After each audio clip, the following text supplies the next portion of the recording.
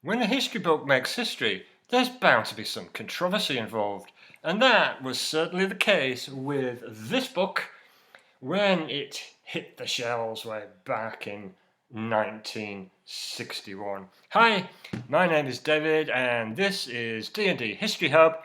Welcome, and please give us a like and a share to help us to continue producing interesting and educational content for history fans and students everywhere.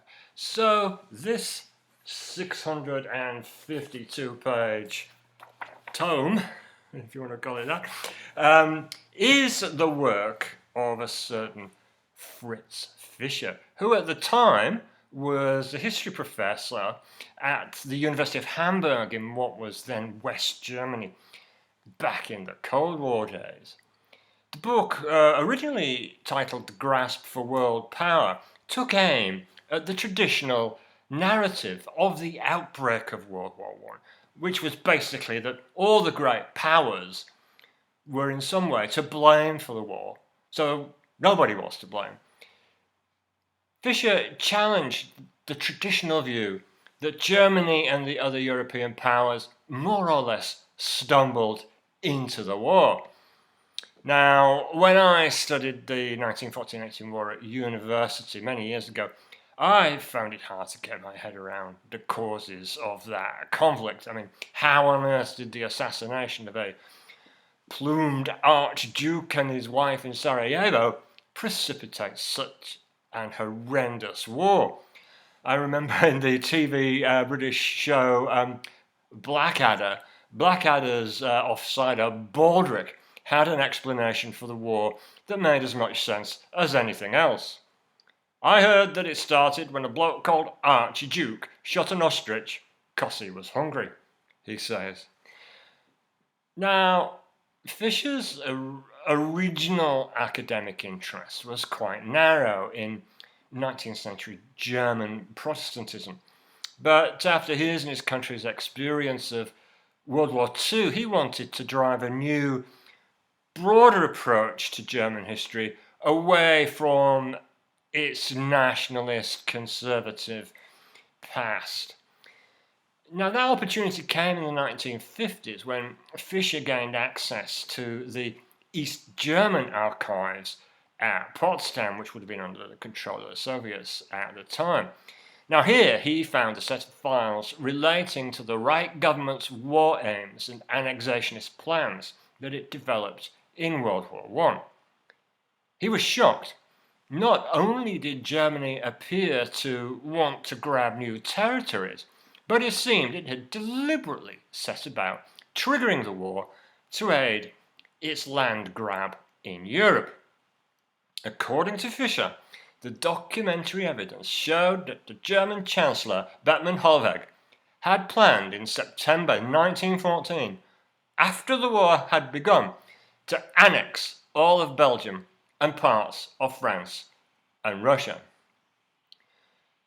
Fischer concedes that the so-called July crisis following the assassination of the Archduke left no government of the European powers free of some measure of responsibility for the war, in one respect or another.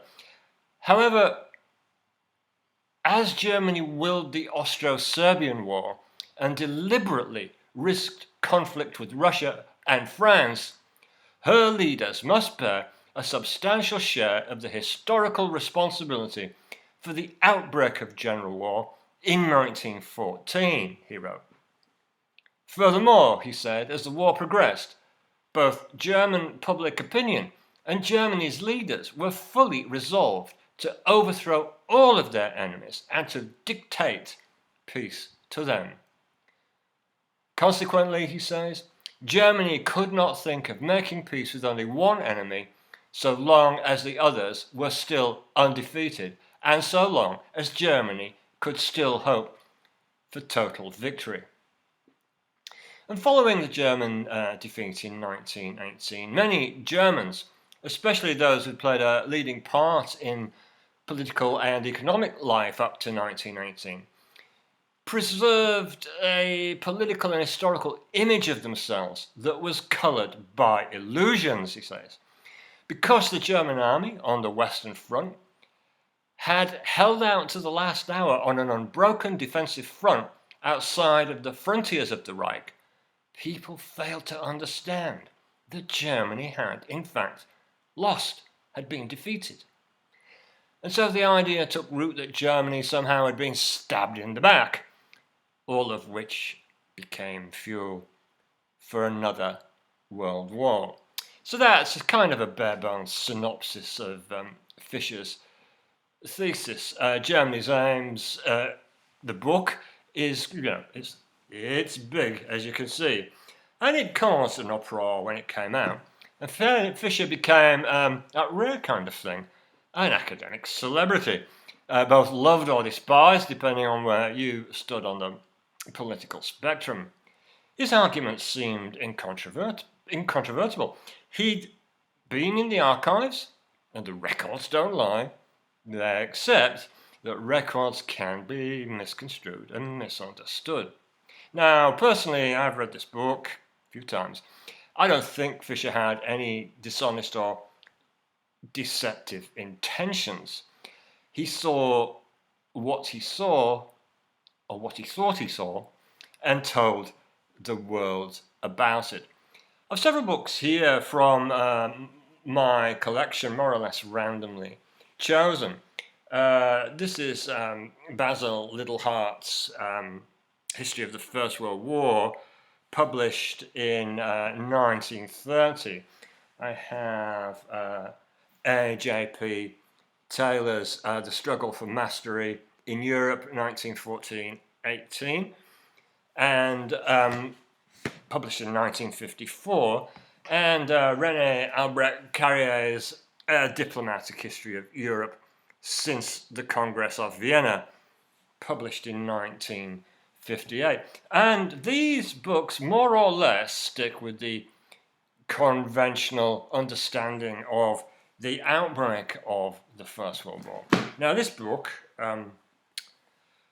Decisions for War, 1914-1917, by Professor Richard Hamilton and Professor Holger Herwig, both very good US and Canadian historians, in my opinion. They say this: Fischer's explosive thesis that Germany had gone to war in 1914 as part of a bold grab for world power is stretching the evidence. Such an audacious grab would have required careful planning, detailed preparation, and coordinated action. In short, a firm and resolute monarch, a rational and efficient government, and extensive, detailed planning. Nothing of this, they say, can be detected.